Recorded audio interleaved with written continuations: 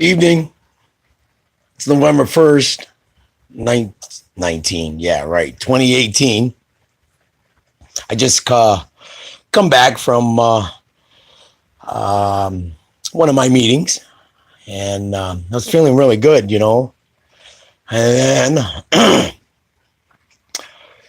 uh, somebody called my wife, a friend from my active addiction that I don't,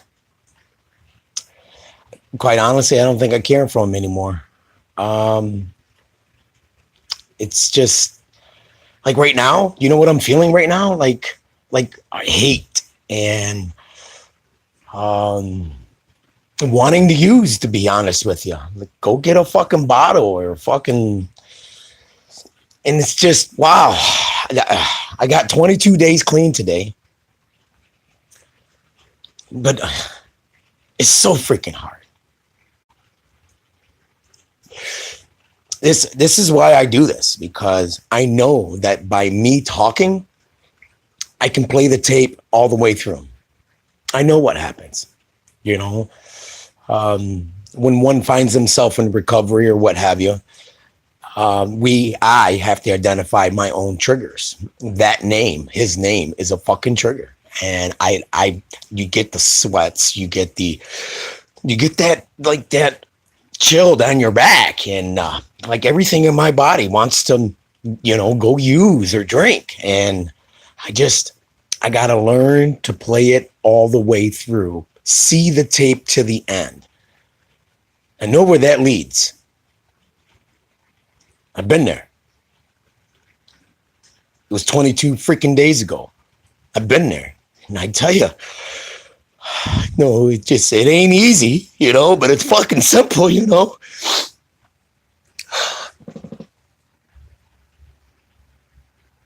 It isn't easy. It's freaking hard. Cause every bit of me, like right now in my mind, you know what I'm thinking? I'm trying to justify how I can do it. Go to a bar, order a drink, go call, somebody to go get some drugs or whatever, like I'm trying to justify it. That's what my head is doing right now. It's spinning stories, trying to, how can I get away with it? Nobody's going to know, right? Who's going to know? My sponsor won't know, right? I got time, to go to sleep, get some rest. But what happens? Play it all the way through, right? So this is what happens if that happens. Say if I decide to go and do that, go to the bar, right? I know what one drink will lead. Trying to find drugs. That's what happens. And then what happens after that? Sit in the room, or sit in the house, or sit in a garage somewhere dark, curtains drawn, and just sitting there. I've been there. I know that fucking feeling, that isolation, and you just don't want nobody by you because you're fucking ashamed that you did something that you know that you shouldn't be doing. Who am I hurting? I think I'm just hurting myself. I'm not fucking hurting myself. I'm hurting my family by not going to work. This is playing the tape all the way through. By not going to work, by sleeping, trying to make an excuse. How come I'm not going to work? Because I'm fucking tired, because I've been up all night fucking drinking and partying, right?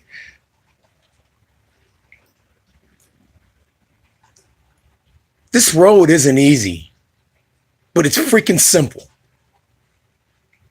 The very first drop of alcohol is a conscious decision for myself. I know that. I can recognize that. After that, the addiction takes over, right? You have no control then, because you won't stop. I won't stop. It'll continue, and it'll domino effect. It'll turn into 24 hours, and then it'll turn into 42 hours, and then it'll turn into 72 hours. I've been down that fucking road. So this is why I do this. Bottom line, it's for me. It's for me to know that I can never do this. I can never pick up another drink of alcohol. I can never want to use again. This is why I do this. This is why I speak, because it's one thing to say it in your mind, but it's a whole different thing when you actually say it out loud in front of people, because you hear it.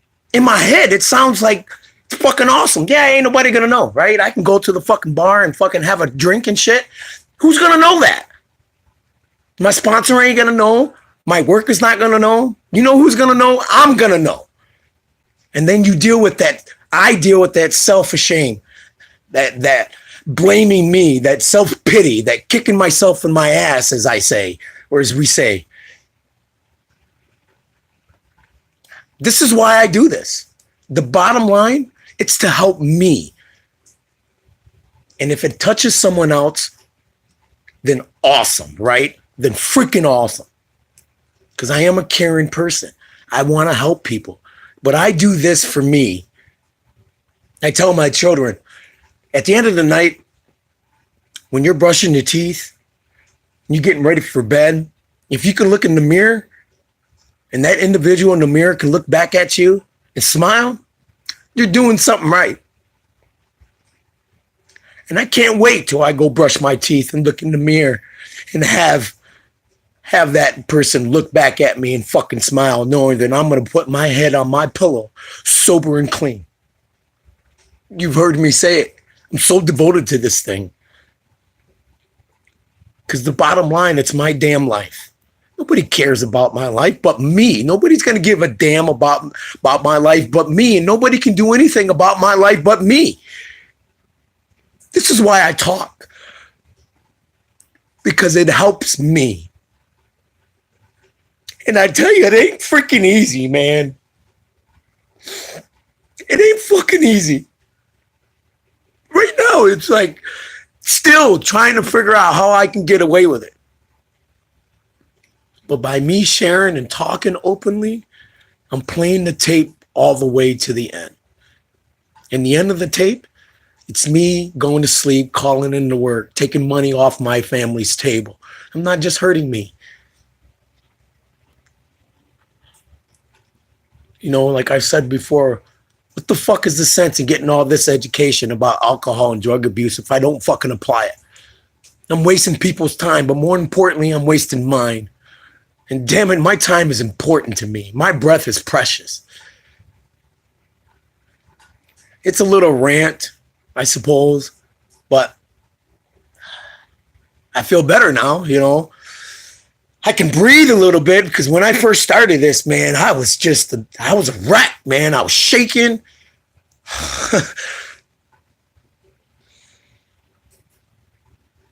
It is what it is. I'm living life on life's terms, understanding what I have to do. It ain't easy, but it's freaking simple. If you want to be able to live a successful life, if I want to live a successful life, I have to do the things that will be a just and true life. That means I've got to have honesty about myself. I have to have integrity about myself. You know, I've talked about how I have this problem about assuming. You know, I spin stories in his head, you know, and one of the things that I'm just actually thinking about right now, you know, I'm assuming that when people watch this, oh, that's just Mike talking, man. You know, but it isn't. Yeah, I'm talking, but the difference now than before when I used to talk, I fucking believe it. Now, don't get me wrong. When I used to talk before, I believed it too. But 22 days clean, my head is not cloudy. It is so clear. It's amazing that I actually believe it now. I believe it so much that I can see it and I can taste it.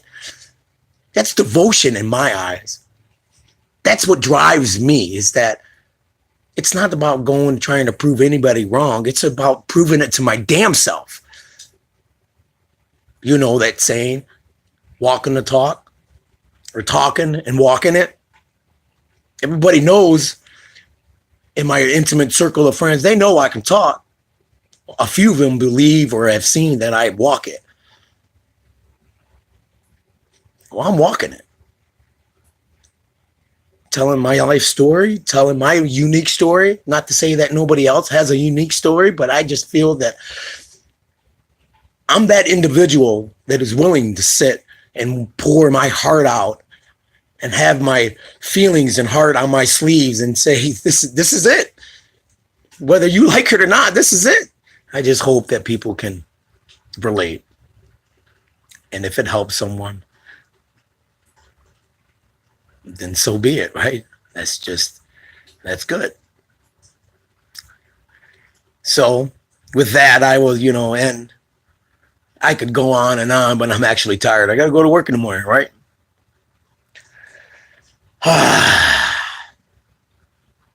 Thanks for taking the time to listen. And I'm trying to create a saying that will resonate with folks. And I can't think of one better than this. I'm a dad 6 times. I've raised 6 children. I'm on my 6th. But I have other 5, right? They're not in the home. They're old. My baby boy just turned 17, October 26th. I'm talking about living the walk. Living what you preach, walking what you preach. This is what I've taught my kids. And I have to say it so I can continue to do it on my own. If you want something in life, ain't nobody going to come and give it to you. You got to go out and get it, no matter what it is. Nobody's going to come knock on your fucking door. Life is not going to come and say, knock, knock, open the door. Hey, you're having a rough time. Here's $1,500 for the week or for the month. Pay your bills, get some food. Ain't nobody going to do that shit. I know that. Everything I have, I did. You know why I was able to do that? Because I remember where I came from. I'm a product of the system, poor. My mother lived on $20,000 a year with 9 children. I didn't like that. I got a set of cards that I was dealt, and I knew that I was going to change. Yes, dear. Can I walk in my slippers? It is wet. Okay. With that, thank you for listening. Have a blessed evening. Sleep well. I'll talk soon.